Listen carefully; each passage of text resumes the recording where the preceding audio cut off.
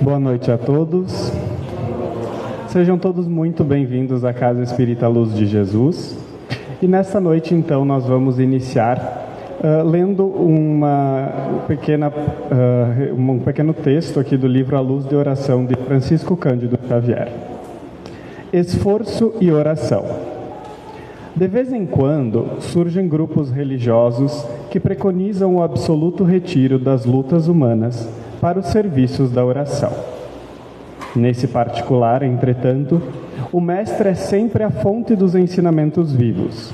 O trabalho e a prece são duas características de sua atividade divina. Jesus nunca se encerrou à distância das criaturas, com o fim de permanecer em contemplação absoluta dos quadros divinos que lhe iluminavam o coração, mas também cultivou a prece em sua altura celestial. Despedida a multidão, terminado o esforço diário, estabelecia uma pausa necessária para meditar à parte, comungando com o Pai na oração solitária e sublime. Se alguém permanece na terra, é com o objetivo de alcançar um ponto mais alto. Nas expressões evolutivas, pelo trabalho que foi convocado a fazer e pela oração, o homem recebe de Deus o auxílio indispensável à santificação da tarefa. Esforço e prece contemplam-se no topo da atividade espiritual. A criatura que apenas trabalhasse sem método e sem descanso acabaria desesperada, em horrível secura do coração. Aquela que apenas se mantivesse genuflexa estaria ameaçada de sucumbir pela paralisia e ociedade. A oração ilumina o trabalho e a ação é como um livro de luz na vida espiritualizada. Cuida de teus deveres, porque para isso permaneces no mundo. Mas nunca te esqueças desse monte localizado em teus sentimentos mais nobres, a fim de orares à parte, recordando o Senhor. Nesse momento, então, eu convido todos a fecharmos os nossos olhos e vamos iniciar, então, respirando profundamente, aliviando a nossa mente, o nosso coração. E vamos agradecer por mais este maravilhoso dia que tivemos hoje, por todas as oportunidades que tivemos, por todos os encontros com as pessoas que convivem conosco. Nós reconhecemos que a nossa evolução necessita do aprendizado e necessita dos desafios diários para que seja alcançada. Agradecemos a todo o apoio que recebemos da equipe espiritual. Agradecemos pela nossa vida, pela nossa família, pelos nossos amigos, pelas coisas, desde as mais simples às mais complexas em nossa vida. Compreendemos que estamos aqui em passagem para que possamos aperfeiçoar os nossos sentimentos e o nosso amor. E a isso, então, pedimos à espiritualidade superior que sempre continue nos guiando no caminho da luz, do amor, da fé e da caridade. Por tudo isso, então, agradecemos hoje e sempre. Que assim seja. Nesta noite, então, nós temos a nossa querida amiga Tuti, que vai nos trazer mais um ensinamento. Seja muito bem-vinda, Tuti.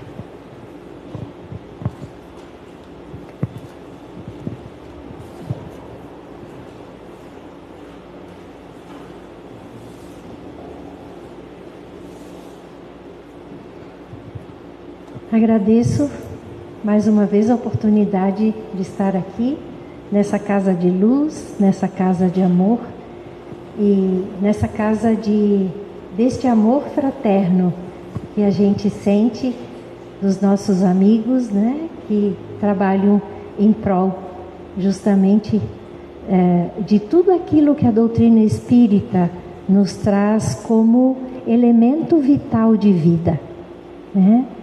E hoje então nós vamos falar sobre a família.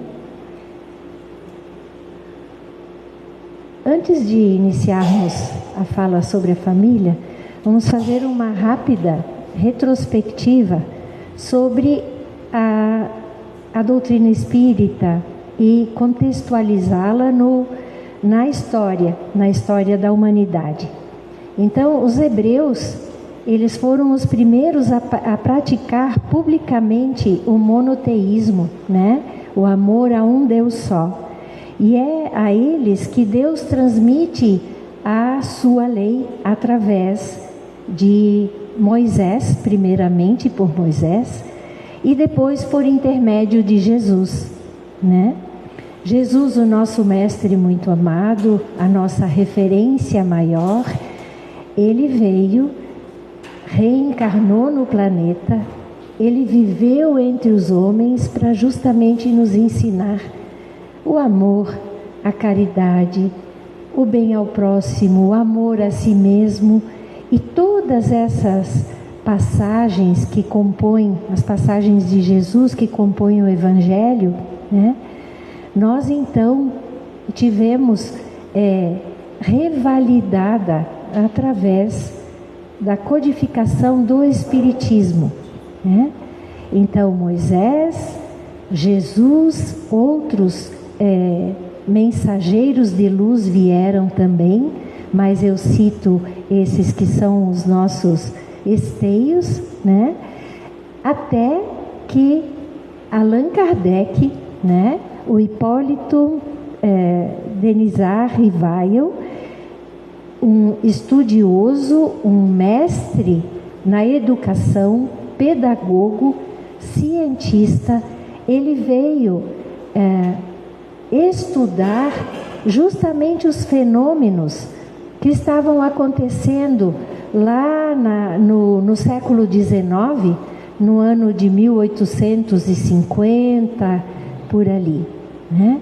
Aconteciam, como todos sabem, fenômenos na França, em Paris, nos Estados Unidos e em outras cidades, que eram os fenômenos das mesas girantes, né? Essas mesas, elas emitiam uma comunicação através da força dos médiuns, né? E Allan Kardec, na verdade o professor Leon Denisard, ele quis estudar esses fenômenos para compreendê-los, né? E foi aí então que nasceu a codificação do Espiritismo. Primeiro foi editado o Livro dos Espíritos, depois dos Médiuns, o Evangelho segundo o Espiritismo, o Céu e o Inferno, a Gênese. E por último, né, veio as obras póstumas, que foram textos que Allan Kardec e outros da equipe haviam escrito, né? E para a gente então olhar para a doutrina espírita e ver a fortaleza que ela é, né? Nós vamos utilizar esse tripé do aspecto da doutrina espírita, que ela é ciência. Por quê? Porque ela estuda os fenômenos, né? Então, é esse estudo, essa ciência que traz a força junto com a filosofia para compreender o homem e então se ligar através da moral à religião, né? E Emmanuel esclarece através de Chico Xavier que o Espiritismo ele pode ser explicado como um triângulo de forças espirituais. A ciência e a filosofia vinculam à Terra essa figura simbólica e a religião é o ângulo divino que a liga aos céus. Então, esse tripé da doutrina espírita diferencia um tanto quanto a nossa religião cristã das outras religiões.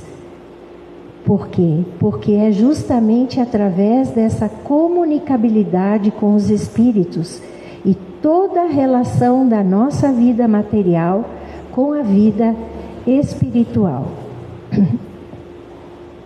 E o Espiritismo, ele tem por função, missão fundamental entre os homens a reforma íntima de cada um de nós, fornecendo explicações ao porquê dos destinos, razão pela qual muitos conceitos usuais são por ele restaurados ou corrigidos, para que se faça luz na consciência e consolo dos corações.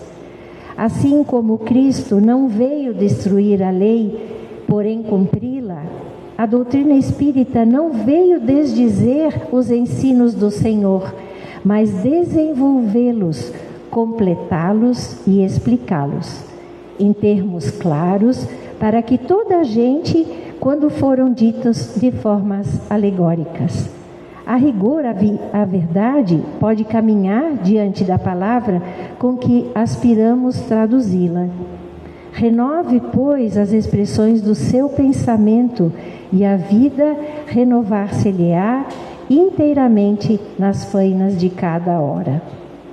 Quem nos traz esse recado maravilhoso é André Luiz, do livro O Consolador.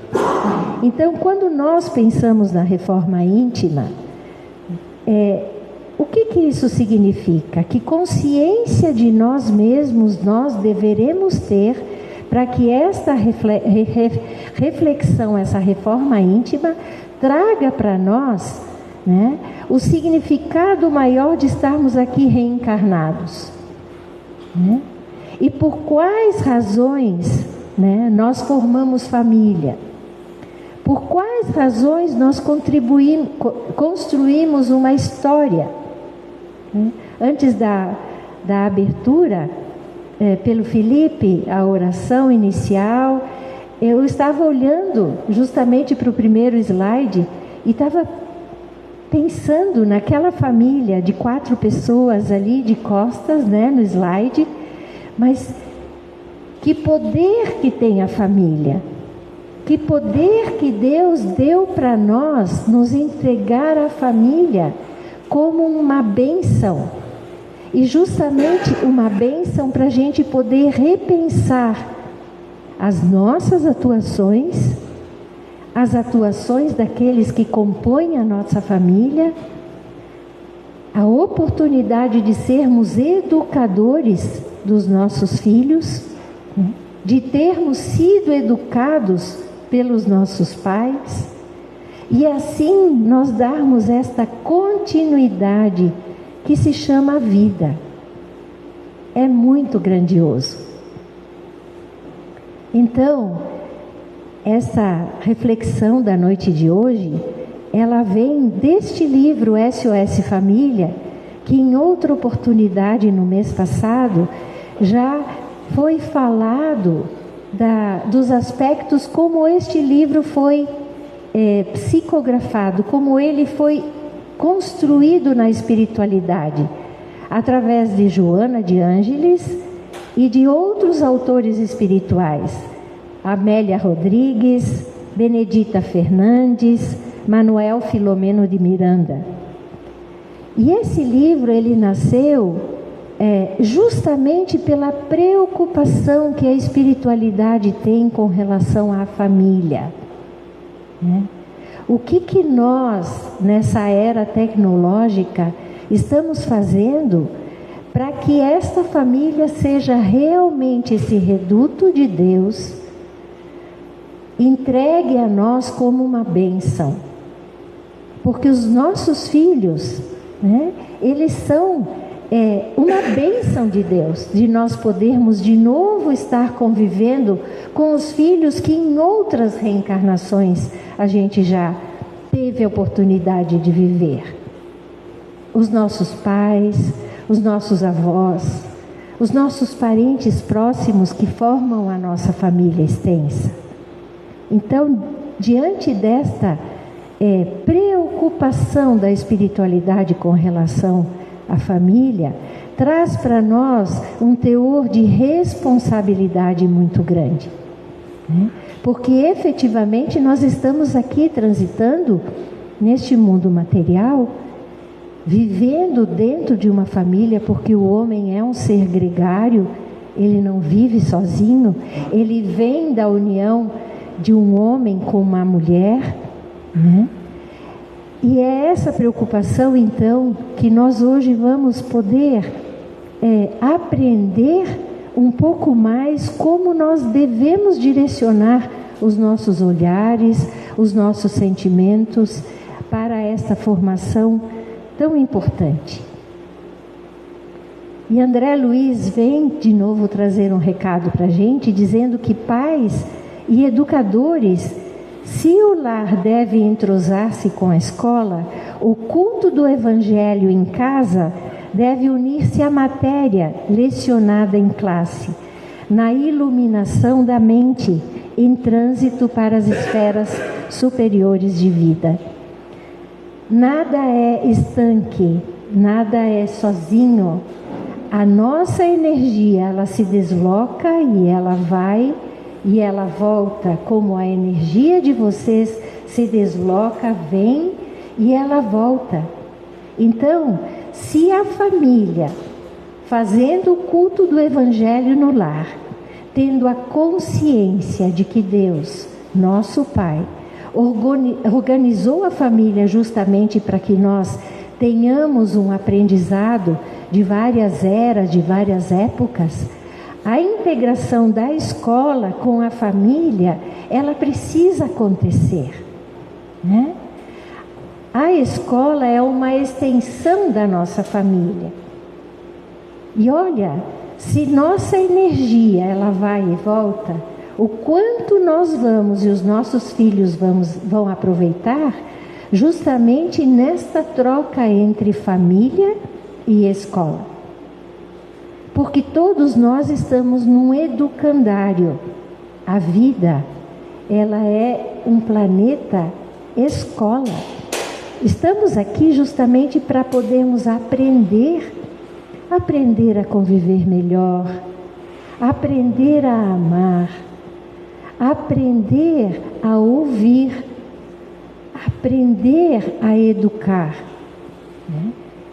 Com os exemplos do nosso Mestre Jesus, né? Então nós temos uma luz maior, nós temos a luz de Deus, nós temos as luzes de todos os espíritos amigos que trabalham na crosta terrestre em prol do nosso adiantamento moral. Só que isso precisa estar consciente em nós. Qual é o papel que nós desenvolvemos e desempenhamos dentro da família? Já como filhos que fomos, como pais que somos e avós que estamos tendo a oportunidade de ser, né? Então, Deus nosso Pai, conhecendo profundamente a fragilidade dos seus filhos e os perigos que o egoísmo oferece para o nosso progresso, Ele criou um mecanismo para nos auxiliar a combatê-lo. Deus criou a família, onde a proximidade física e os laços de afetividade, eles trabalham justamente na destruição desse vício, que é o egoísmo. Então, se nós olharmos para as nossas manifestações dentro da nossa família, nós vamos entender que o egoísmo ele não cabe. Porque o que eu desejo para mim, eu desejo para o outro. E o que o outro deseja, ele está desejando para mim também. E o egoísmo, ele só vai ficar atrelado a uma composição familiar se nós estivermos desconectados da doutrina espírita, do Evangelho de Jesus. Porque nós sabemos as dificuldades que este sentimento, que muitas vezes é um vício, traz a todos nós. O quanto que ele sabota e aborta as ideias de comunhão, de doação, de dedicação. Então, a visão da família espírita, a visão espírita de família, ela diverge de outras filosofias, porque justamente nós temos a consciência da reencarnação, né? Então, se nós estamos formando uma família, essa família não foi escolhida por acaso.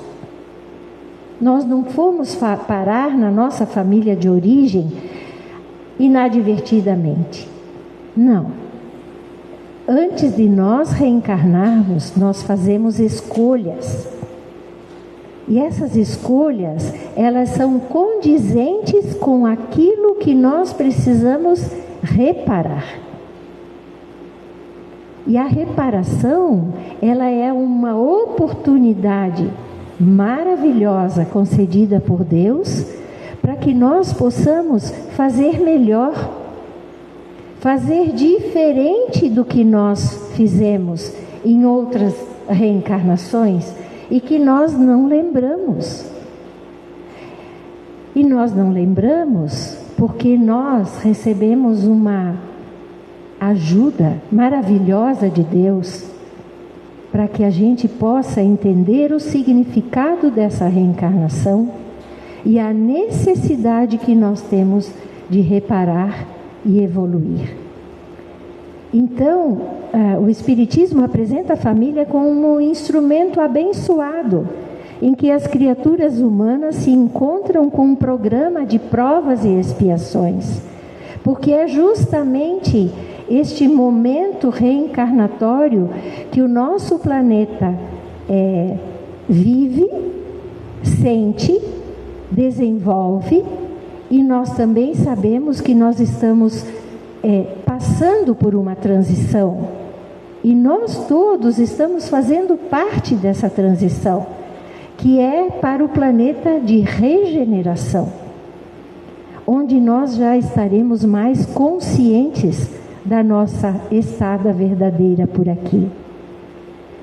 Então, por isso, a família na concepção espírita, antes de ser uma reunião de corpos, ela é reduto sagrado de espíritos imortais. E assim nós vamos evoluindo. E a família, como ela tem esse núcleo menor de pessoas, comparado com uma sociedade, por exemplo, como Concórdia, né? Uma cidade, uma população, este núcleo menor de pessoas que se forma uma família, hoje em dia as famílias estão inclusive com um número reduzido de filhos, né? Justamente para que a gente possa prestar atenção no outro e em si mesmos. Porque se nós não fizermos essa reflexão que se chama autoconhecimento, autodescobrimento, para saber quem somos e como é que nós transitamos numa família, nós não vamos poder acolher o outro, né? Porque as necessidades, elas são muitas. São necessidades de cunho moral, são necessidades de cunho emocional, que são as necessidades do nosso espírito reencarnado. Porque nós já viemos de uma trajetória e que a trajetória, ela teve percalços. E é através dos percalços que nós vamos aprendendo a resolver melhor as nossas dificuldades. Porque se nós não tivermos percalços, como é que nós iríamos aprender? São as dificuldades e os sofrimentos que nos ensinam, né?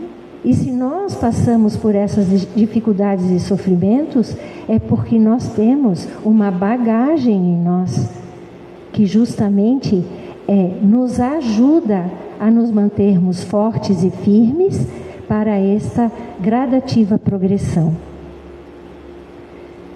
E a Joana de Ângeles, ela é maravilhosa, né? A gente precisa agradecer a todos os minutos por Deus ter permitido que ela traga da espiritualidade as mensagens belíssimas através dos livros psicografados por Divaldo Pereira Franco. E ela fala da consciência desperta. O que é essa consciência desperta? Que esta consciência desperta pela razão e pela lógica dos ensinamentos espíritas leva a criatura a aceitar certas conjecturas decorrentes do passado, apresentadas em formas de antipatia, de ódio, de ciúmes, entre familiares, né? As dissidências, elas só acontecem porque nós somos únicos no sentido de pensarmos de um jeito. Então, se nós vamos dialogar, a gente precisa escutar o outro. Eu digo sempre, cada cabeça é uma sentença. Mesmo que sejamos todos espíritas aqui, ou tentamos sê-lo, nós temos muitos outros argumentos e bagagens espirituais e emocionais que muitas vezes diferem uma da outra.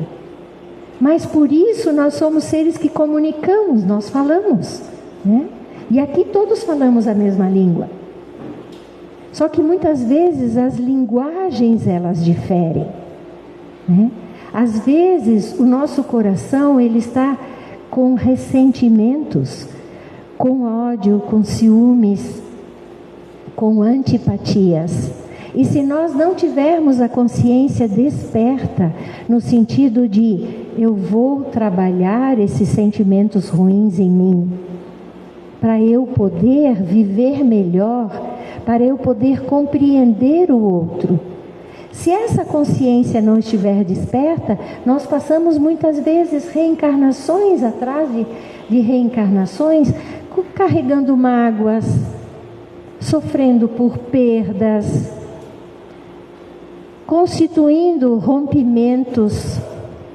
Eu sempre penso naquelas grandes correntes que os escravos na antiguidade carregavam, porque aquilo aprisionava eles dali, eles não podiam fugir. Mas muitos sentimentos que muitas vezes nós carregamos, eles são como correntes pesadas. Por quê? Porque nós, enquanto estamos carregados na mágoa, a gente não consegue visualizar o amor. Um não é compatível ao outro.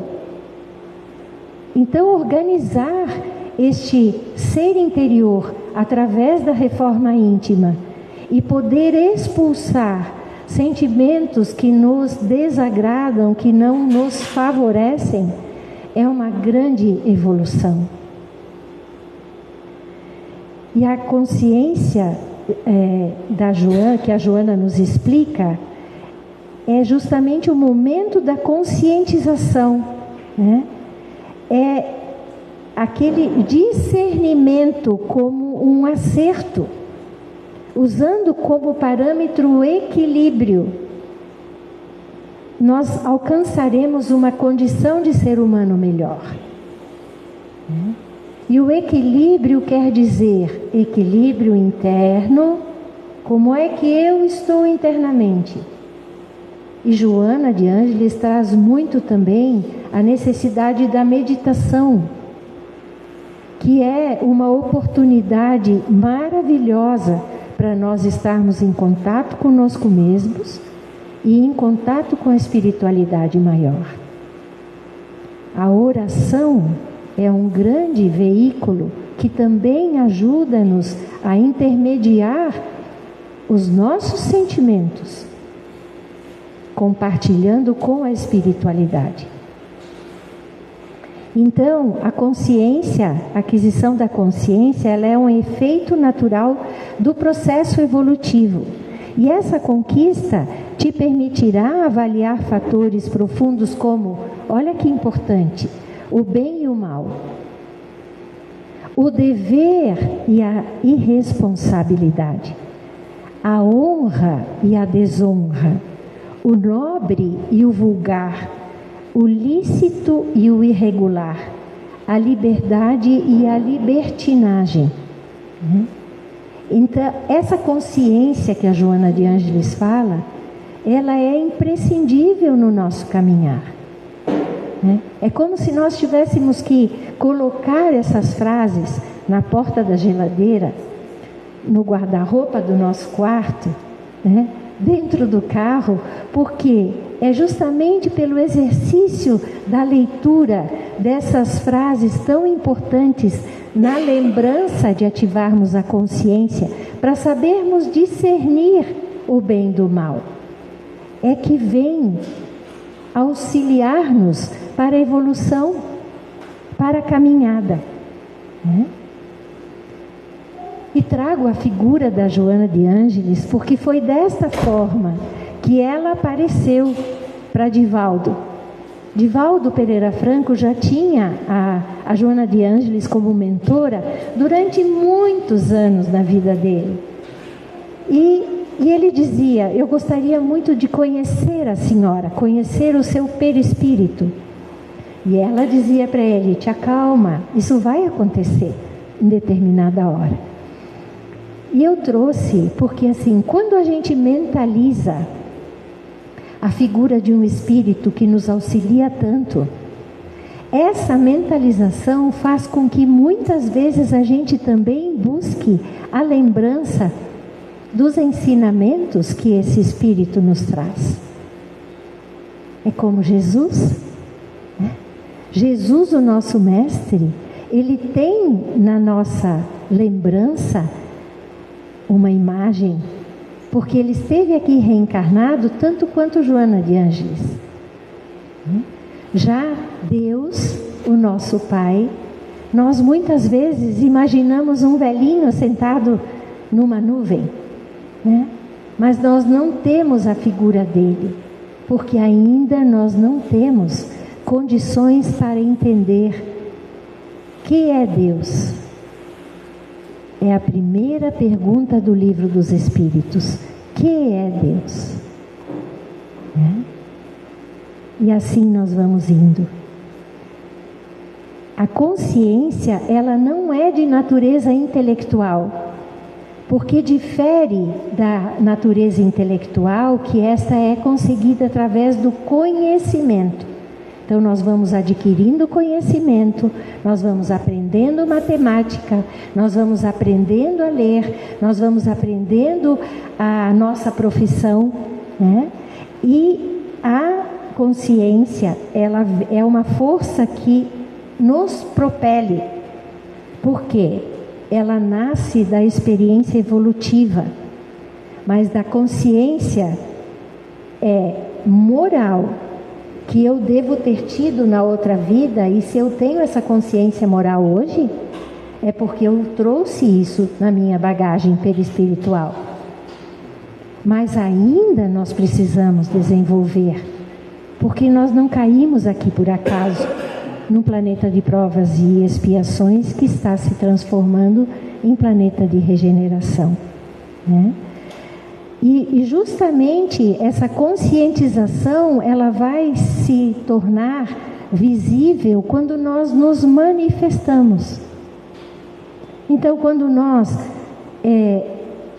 acolhemos alguém da nossa família, acolhemos um transeunte que está passando e que precisa do nosso auxílio, é essa consciência que ela vai gradativamente ficar estabelecida no nosso ser espiritual e emocional, para que a gente possa fazer um bom uso. Porque lembram no slide anterior? É a escolha do bem e do mal. A escolha de você ser responsável ou irresponsável. E isso nós temos mostras no nosso dia a dia. No nosso dia a dia, se nós fizermos uma reflexão, como nos ensinou Santo Agostinho, a cada final de dia, fazer uma retrospectiva do seu dia, uma reflexão de como foi, né? E aguçar essa consciência, para que a gente possa dizer, isso foi legal e isso não foi legal. E aquilo que não foi legal das nossas atuações, que a gente possa justamente fazer melhor no dia seguinte, né? Para isso que a nossa consciência ela é extremamente válida. Então, a Joana de Ângeles também traz um exemplo muito interessante. Se nós analisarmos a conduta de um especialista em problemas respiratórios, que conhece intelectualmente os danos provocados pelo tabagismo, pelo alcoolismo e outras drogas aditivas, e que, apesar disso, usa ele próprio qualquer um destes flagelos, eis que ainda não logrou a conquista da consciência. E seus dados culturais são frágeis de tal forma que não dispõem de valor para fomentar uma conduta saudável. Então aqui ela traz o exemplo de um especialista em problemas respiratórios, né? Mas nós podemos trabalhar num banco, por exemplo, né? E nós não termos uma noção de bom relacionamento, por exemplo. Apesar de termos cursos, apesar de saber que o nosso trabalho ali, a função que ele requer, né? Mas nós não usamos todas as nossas faculdades advindas de experiências consecutivas, que se chama consciência. Mas está na hora de nós usarmos. Porque se uma pessoa pode, antes de usar drogas adictivas, pensar conscientemente no mal que aquilo fará para si, ela vai estar tendo a chance de fazer uma melhor escolha.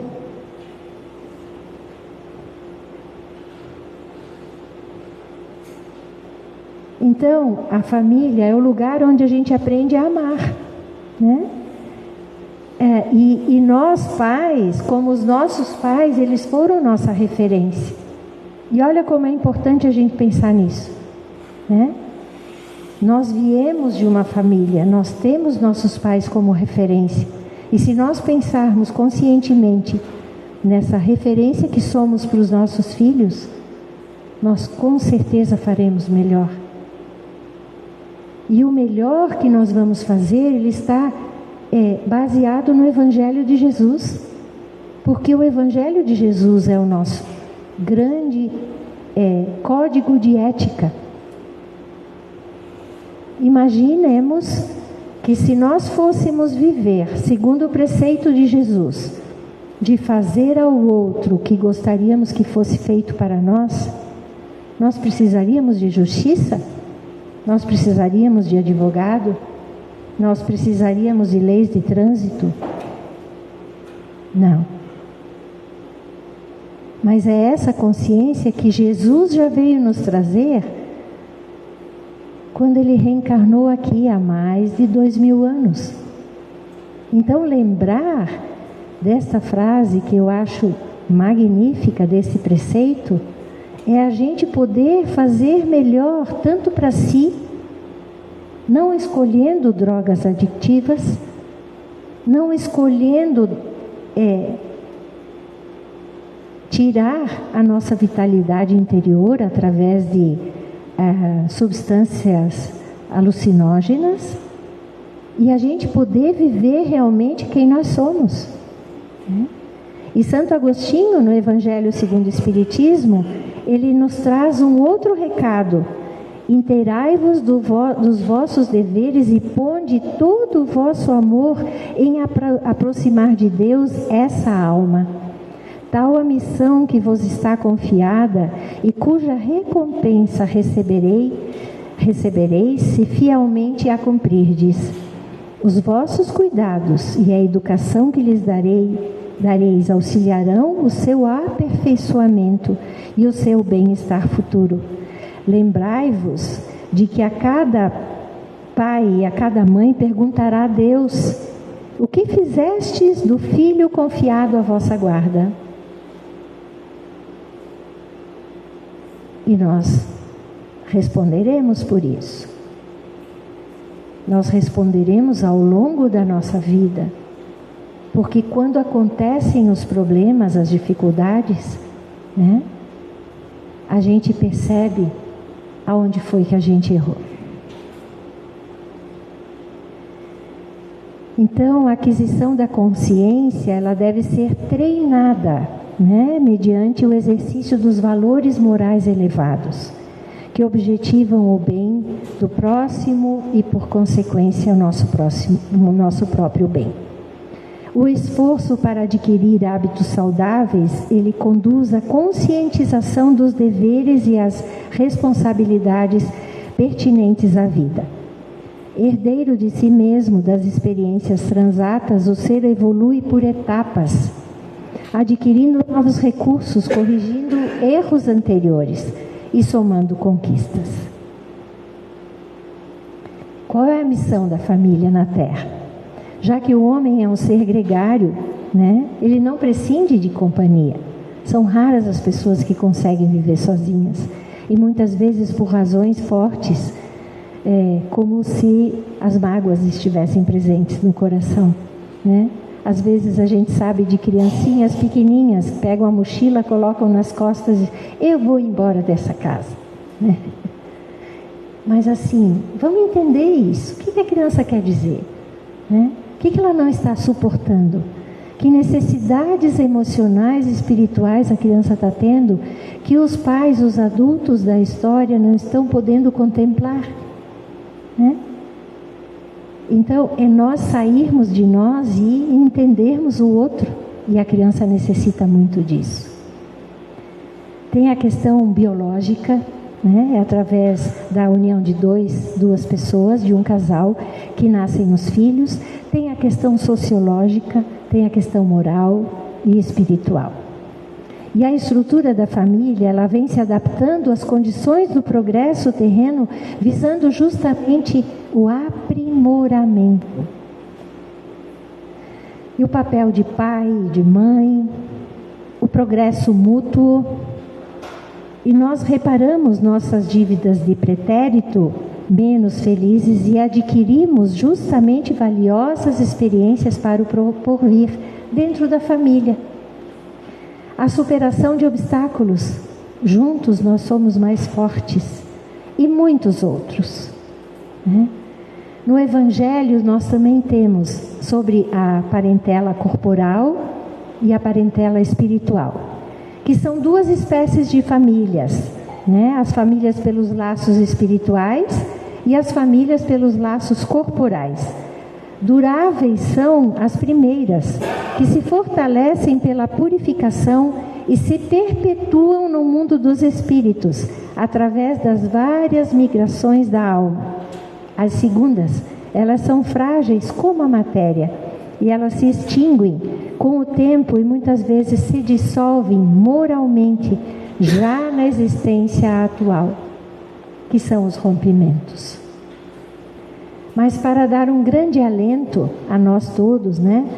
A família não é só foco de lutas e problemas, né? Ela é fonte geradora da felicidade, quando há entre todos os componentes a iluminação dos princípios espirituais superiores, né?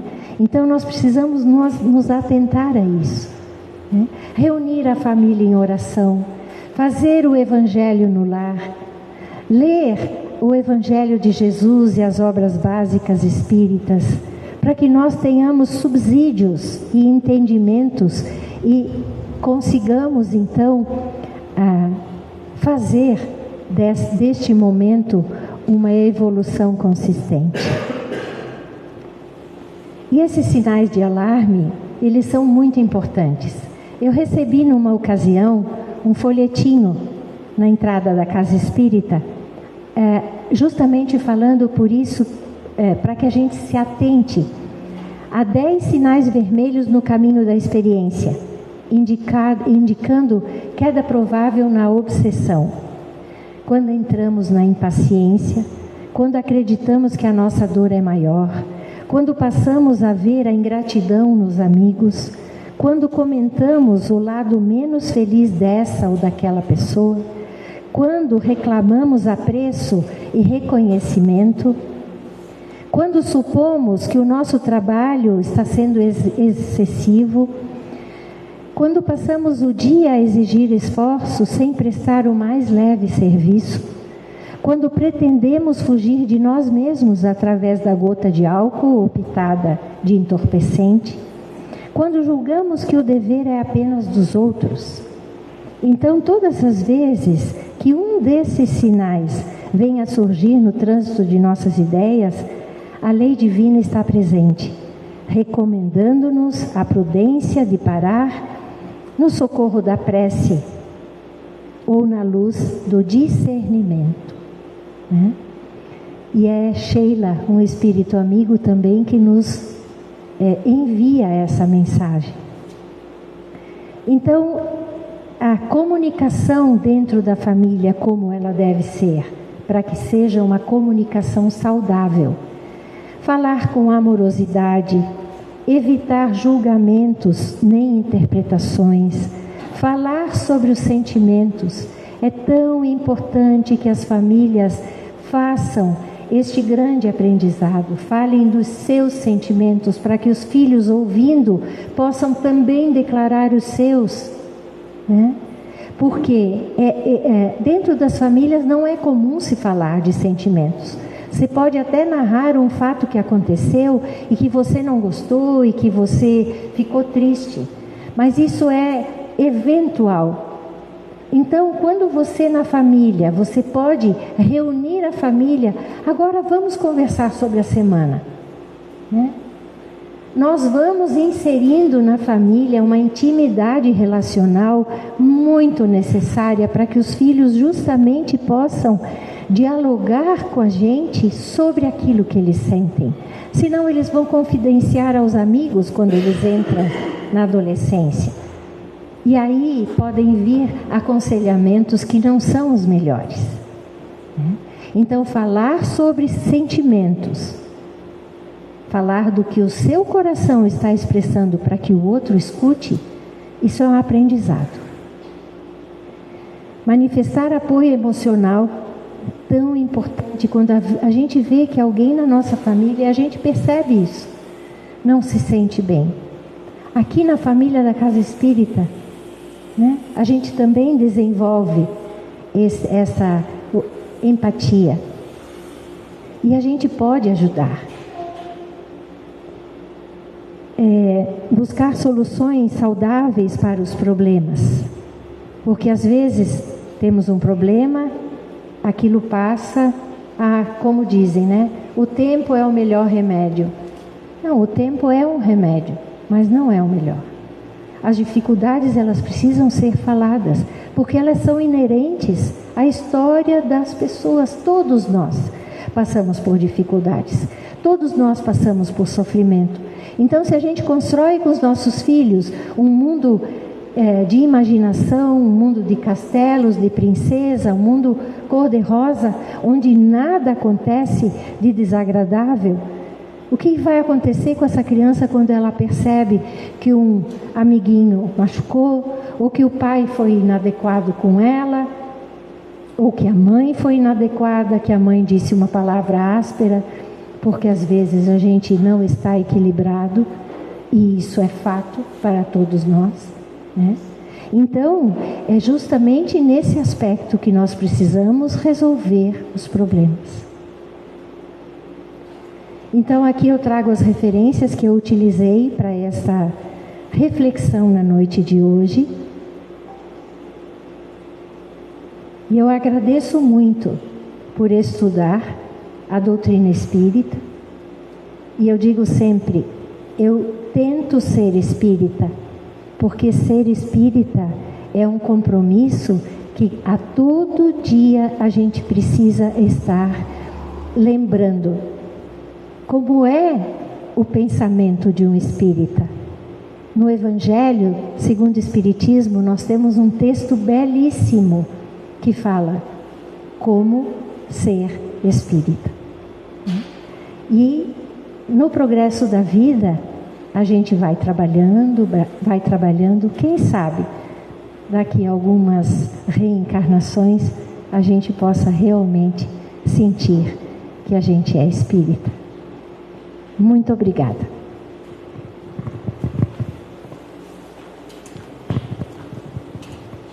Agradecemos então a Tuti pela incrível palestra que nós tivemos. E nesse momento então nós teremos o nosso momento do nosso passe. Então é onde a gente vai fazer a troca das energias com a espiritualidade. Então nós vamos diminuir um pouco as luzes e eu peço que os trabalhadores da casa se posicionem.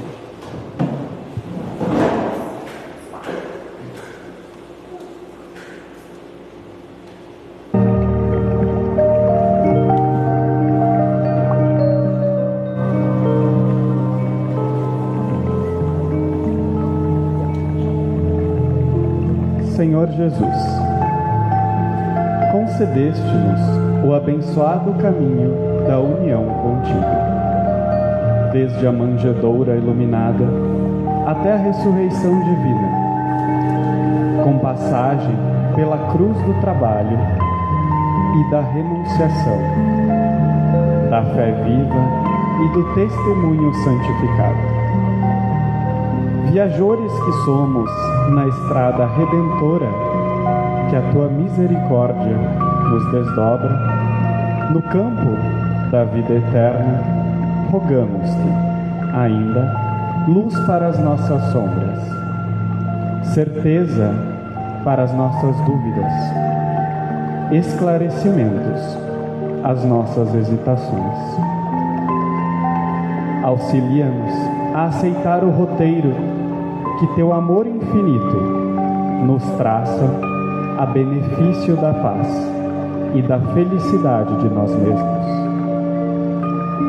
Que o sacrifício seja para nós uma bênção, a luta uma escola de aperfeiçoamento sublime, o serviço a oportunidade salvadora, o obstáculo o ensinamento maior, o sofrimento um mestre sábio e eficaz. Que as nossas dores sejam emissárias de alegrias, que os espinhos da estrada permaneçam adornados de flores para os nossos corações, e que os percalços e lágrimas da senda constituam renovadas esperanças para a nossa alma sequiosa de tua luz. Assim te suplicamos, porque a nossa união é alegria para os tristes, vitória para os vencidos, consolo para os desesperados, sementeira de imperecível ventura para quantos prosseguem a retaguarda, aspirando um mundo melhor. Desse modo, Senhor, agradecendo-te a caridade divina, da paz com que nos felicitas a alma, neste dia de abençoada luz, esperamos que o teu amor viva em nós infinitamente e que a tua misericórdia nos acompanhe em todos os passos da redenção espiritual. Convictos quanto estamos de que em ti encontraremos o caminho, a verdade e a vida com eterna libertação. Cumpram-se em nós a tua vontade, hoje e sempre, que assim seja.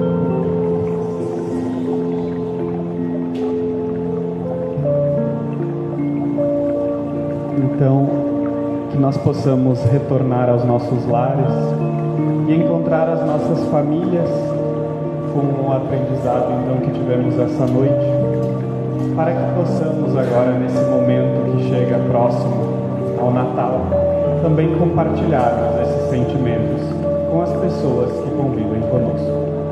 A Casa do Caminho agradece a presença de todos na Calhaços. Luz de Jesus agradece a presença de todos.